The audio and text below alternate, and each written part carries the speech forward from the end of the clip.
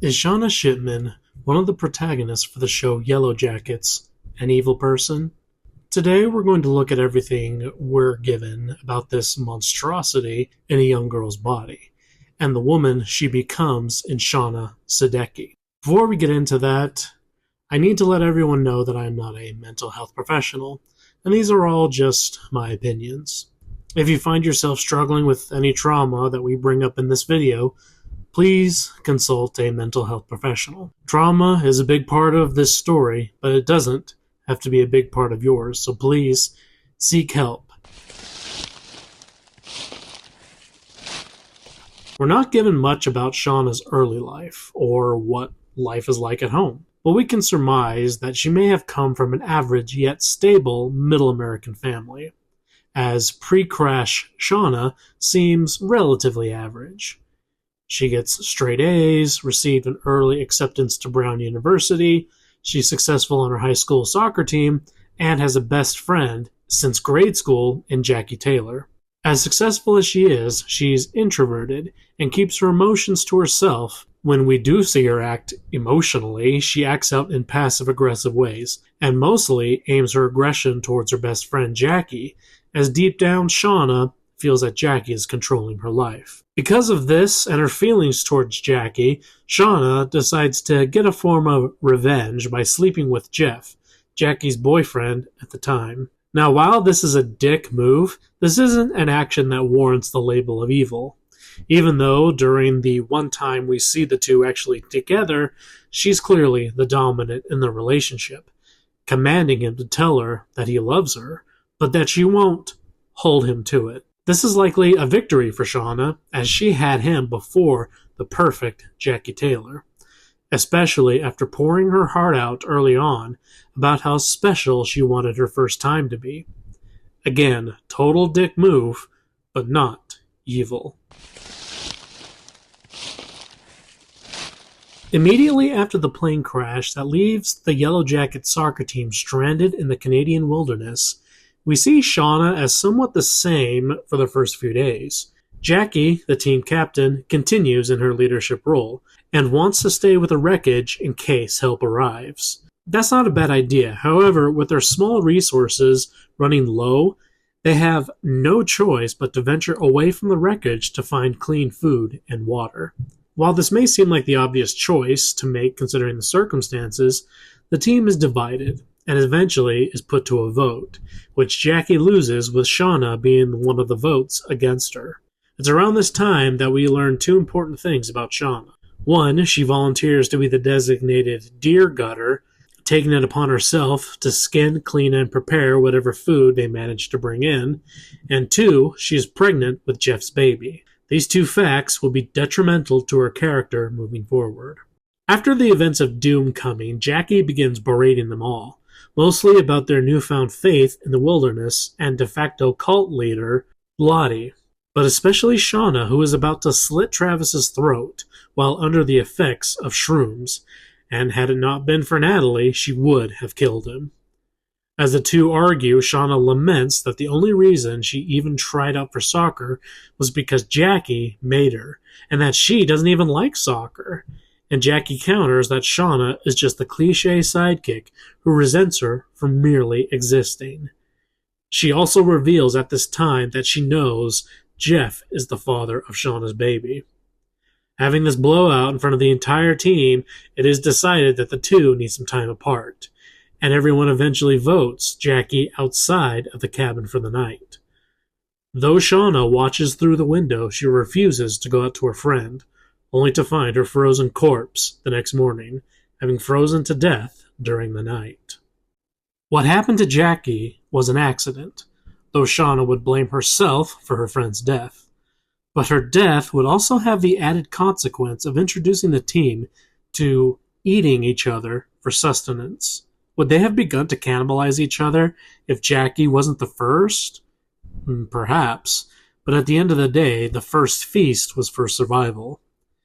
But still, this would have a lasting impact on the team, and Shauna in particular, as she wasn't getting the nutrients she needed to keep herself and her baby healthy, leading to his stillbirth. Now, I'm not going to pretend that I understand the trauma that comes with losing a child. And to add that to the growing list of traumas that Shauna has experienced so far, it's no wonder that she became what she became.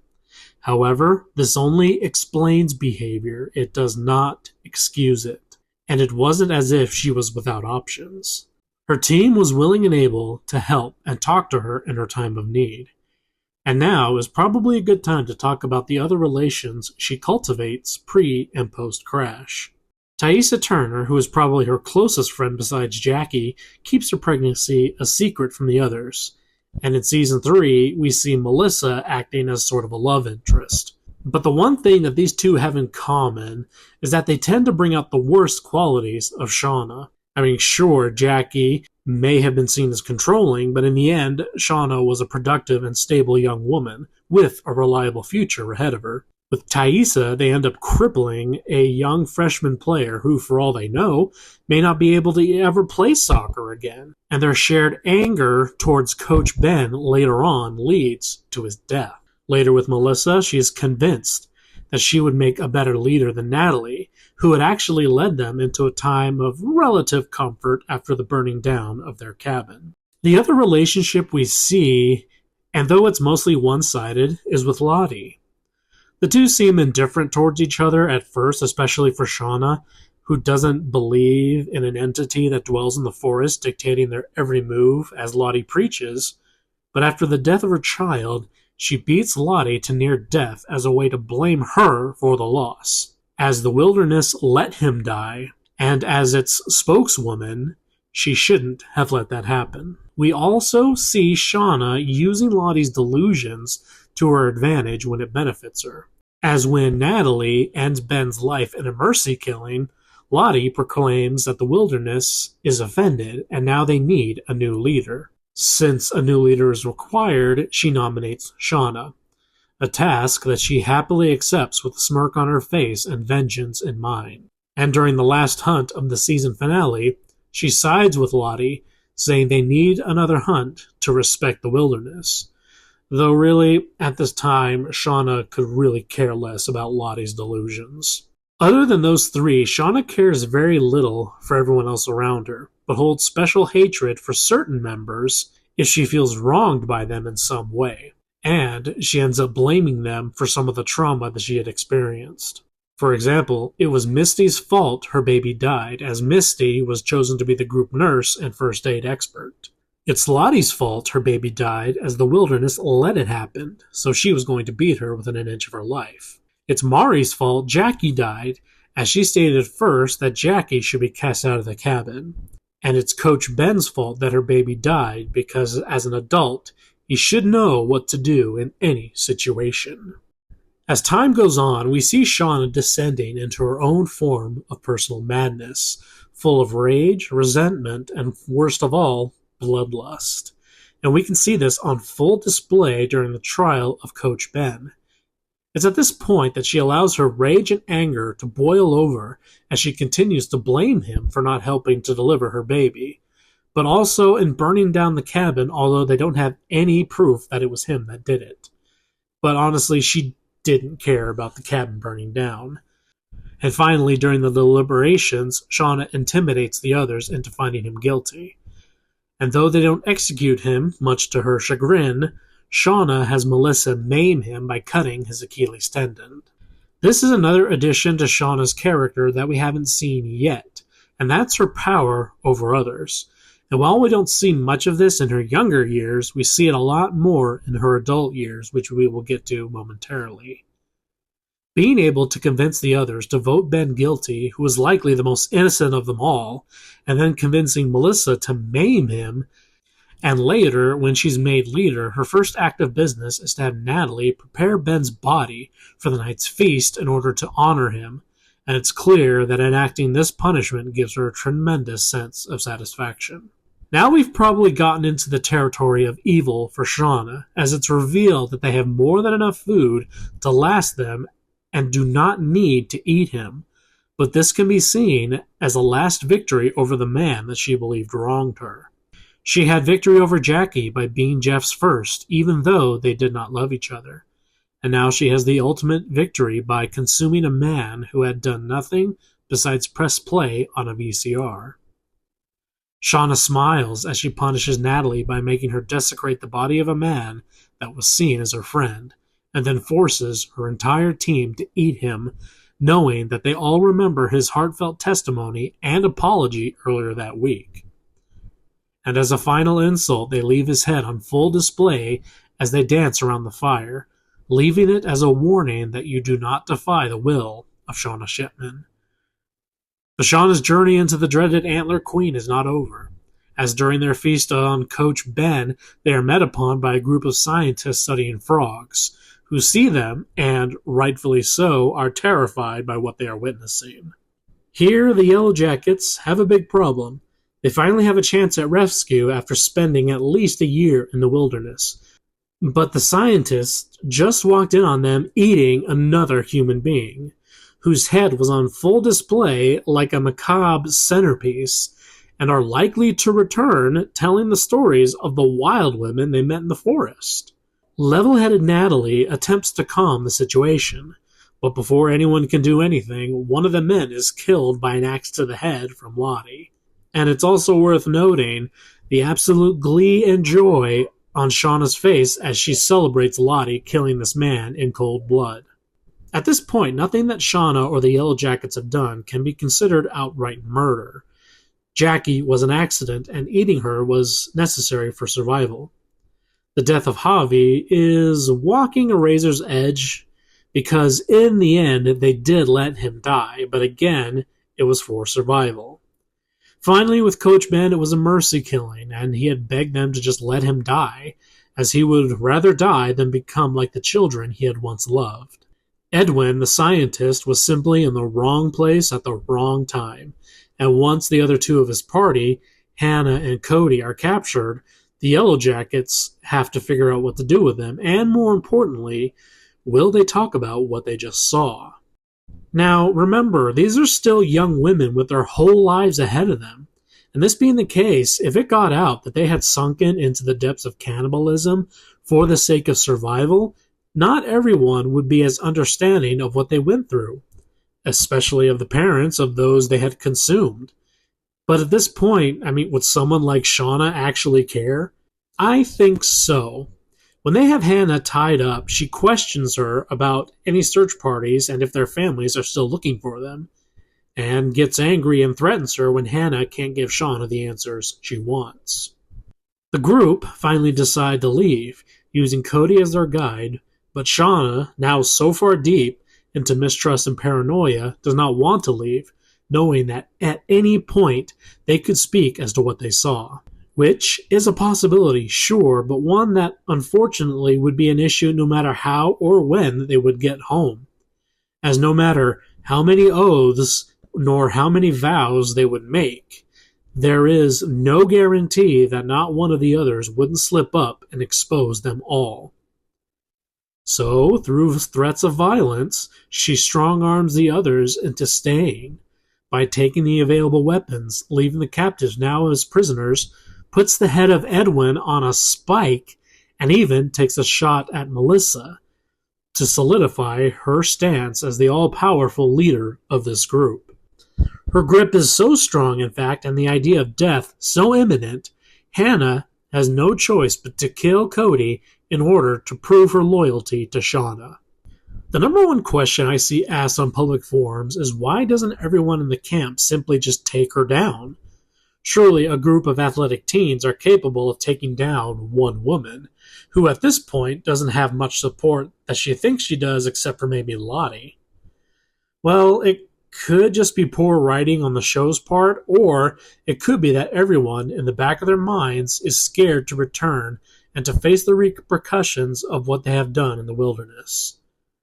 Now that they are being held hostage by a monster in a young girl's body, they have an excellent excuse to stay, lest they incur the wrath of Shauna.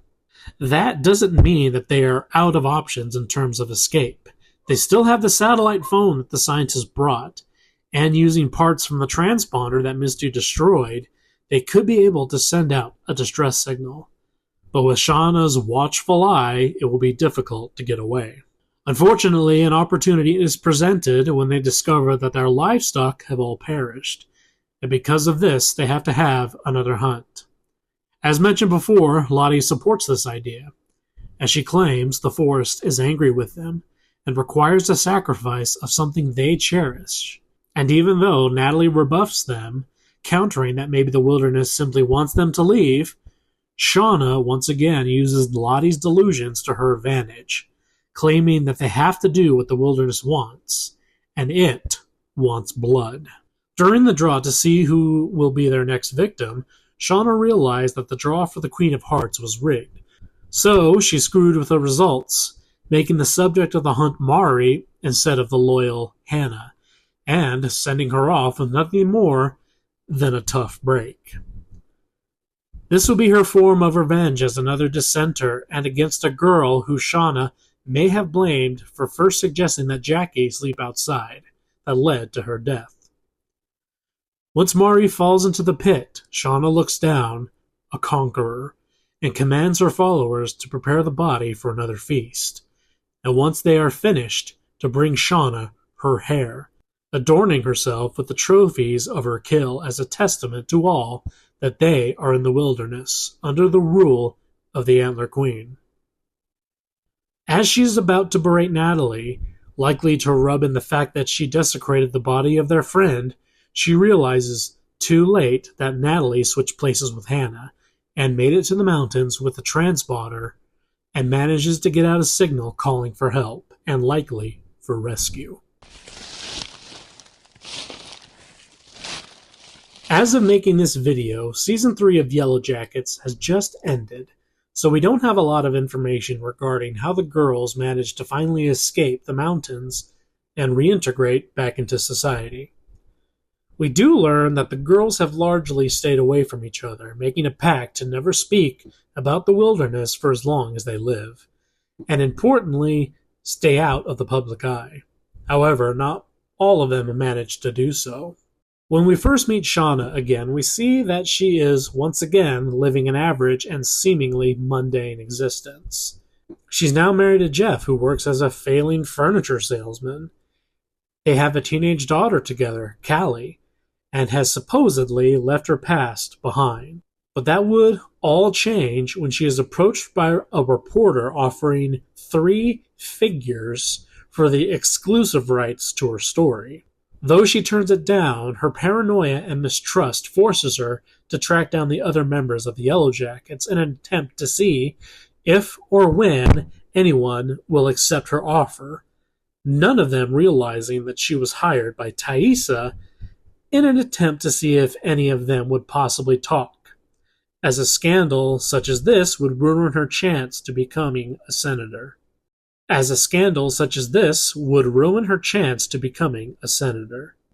add to all of this, members of the Yellowjackets start receiving postcards, blackmailing them for money in exchange for silence.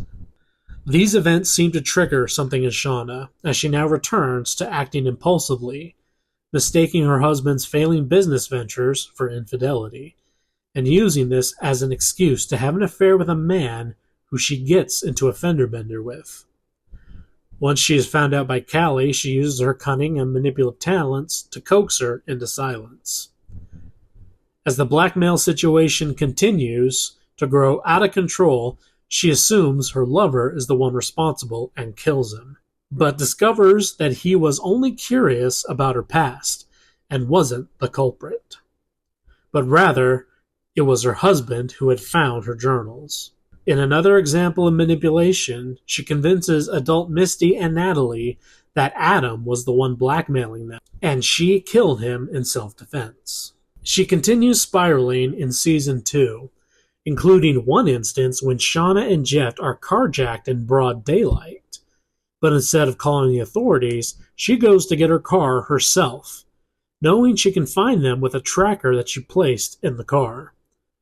Now, granted, these men broke the law and deserve to be punished, but considering she went to find her car with a gun in hand, she had no intention of simply getting her car back. And she so much as says that she wanted to shoot that man and end his life, but was trying to convince herself otherwise.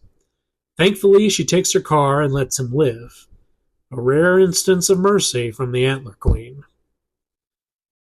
This all comes to a head in season 3 as her paranoia has her blaming everyone for the brakes on her van being faulty, an incident with being locked in a freezer, a cassette tape of the night they killed Edwin showing up at her home, and lastly, learning that adult Melissa was alive after faking her death. With bodies piling up, and not all of them by her hand, they are not far from the reach of Shauna Shipman. Adam was killed because he chose to have an affair with a married woman, and inadvertently led to Jeff and Callie becoming co-conspirators. Kevin, the cop just trying to solve his murder, was killed by Walter in an attempt to end the investigation into Shauna that eventually would have led to Misty. Lottie was killed by Callie, which may have seemed like an isolated incident, but considering the hurricane of chaos that is following Shauna Shipman, it's likely fair to assume Callie wouldn't have been a killer had Shauna not begun her spiral of insanity.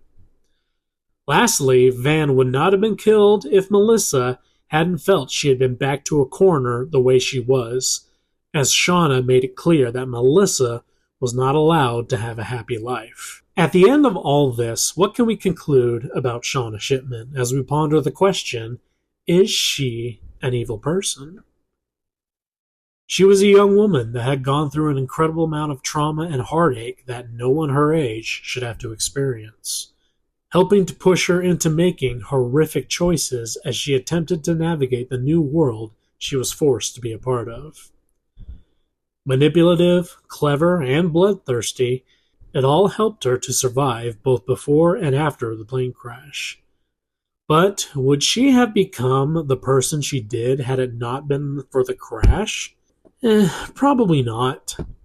She may have just gone to school, continued to play soccer with her best friend, and joined society as a productive and stable woman. Sure, she would have had that darkness within her, and may have been brought to the surface, but there is no way we can know that for sure. However, I do think with therapy and healthy connections with people, she may have been able to find a way to successfully put the past behind her, and to live a productive life with the family that she had created. I believe the answer to the question, is she evil, is going to be up to you. For me personally, her trauma, her secrets and anger turned what was a wonderful young woman, teammate, and friend into the dreaded Antler Queen of evil. As Lottie said, the wilderness wasn't all of them, and in the end it was not ready to let them go. In the end, we find Shauna with a burnt hot pocket, her family gone, and the knowledge that she let her world come crumbling down. But when she's writing her thoughts and feelings, we see her lamenting the loss of her life in the wilderness. As out there, she was a queen, a warrior, and that they had fun.